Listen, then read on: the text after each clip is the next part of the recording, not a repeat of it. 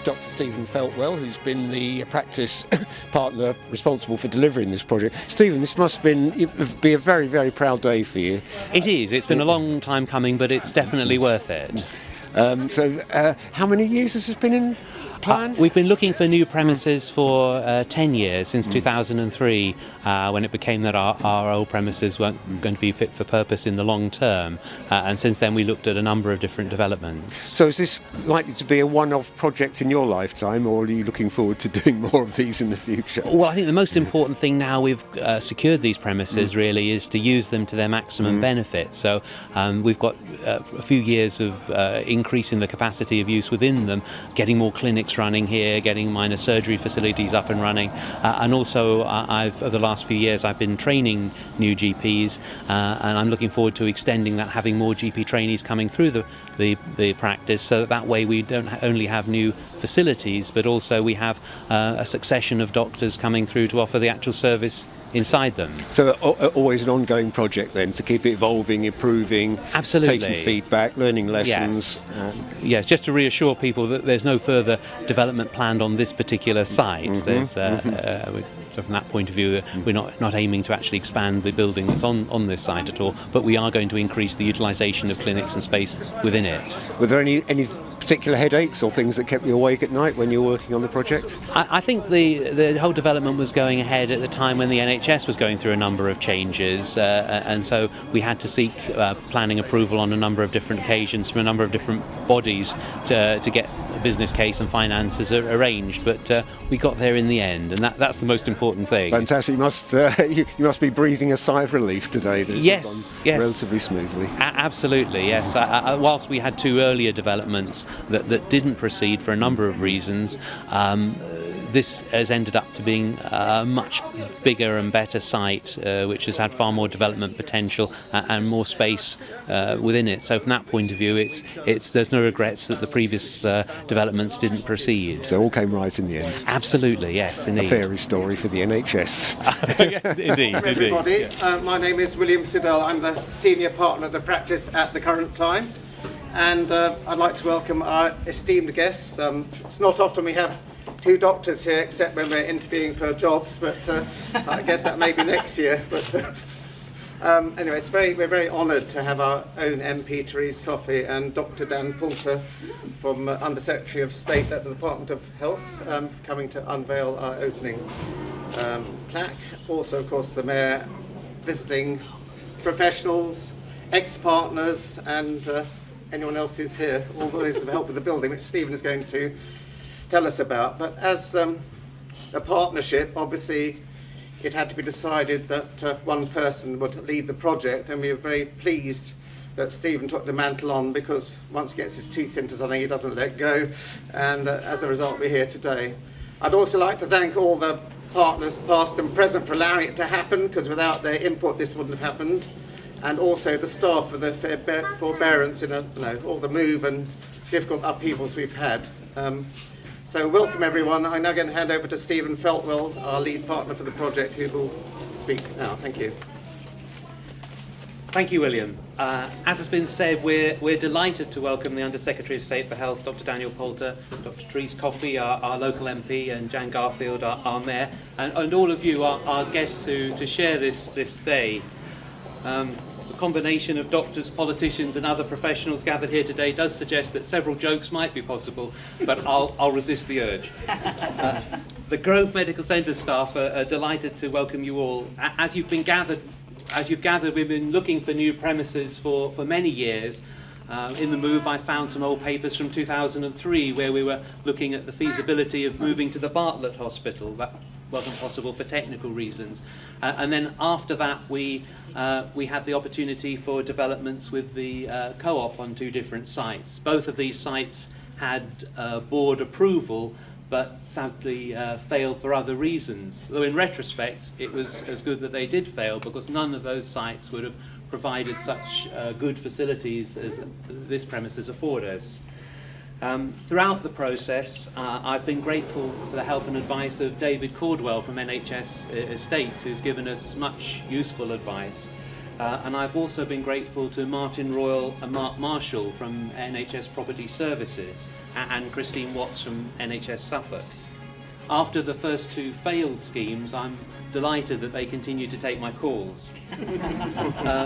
The success of the third scheme, this one, has largely been due to our excellent development partner, GPI, and in particular I'd like to give thanks to David Sadler, the Regional Director, and also to John Pilcher, consultant with GPI.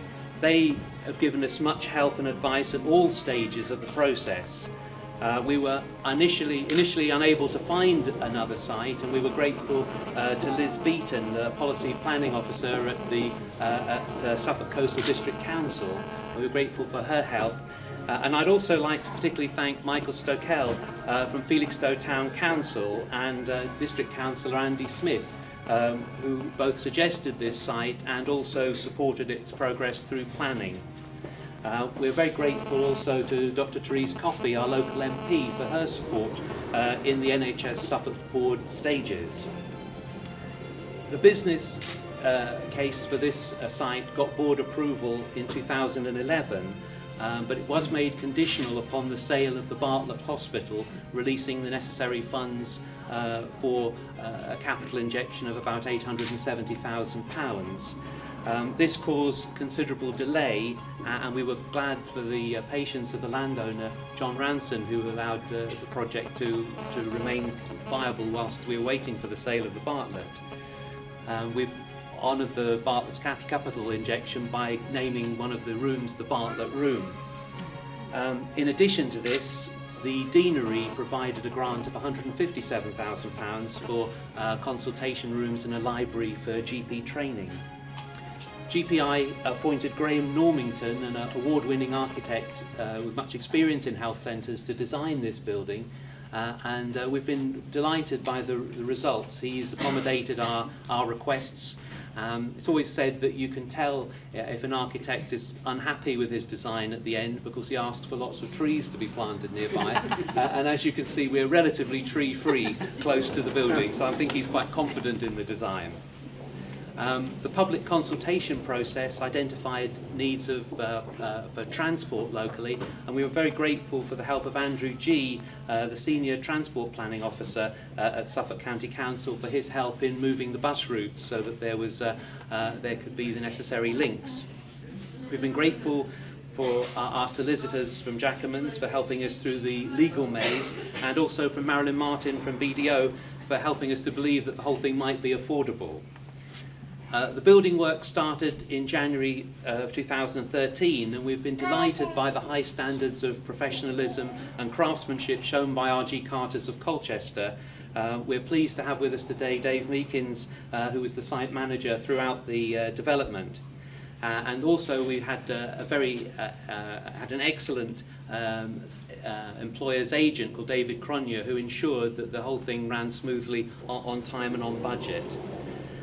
Throughout the whole process, I've drawn help and advice from Andrew Murray, who is the Managing Director of Community Pharmacies and has helped us in many other aspects of the development. Within the practice, I would like to thank my colleagues who've supported the development, given much encouragement over the years. I'd like to thank both my current and former partners for this. Our practice manager, Jenny Malloy, and our IT manager, Evan Scott, attended all of the site meetings with me and took on many additional tasks as well as their normal work. I'd like to thank the whole practice team for their enthusiasm over the years, for helping the move to go so smoothly and helping us now to adapt to the new building.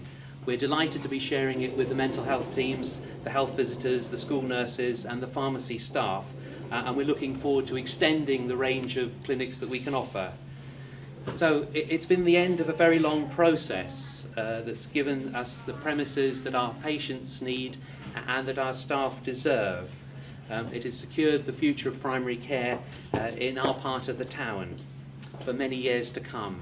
If I've forgotten to thank anybody, I apologise, and I'd like to invite you all at the end to enjoy some refreshments with us upstairs. But I'll now hand over to Dr. Poulter, the Under Secretary of State for Health.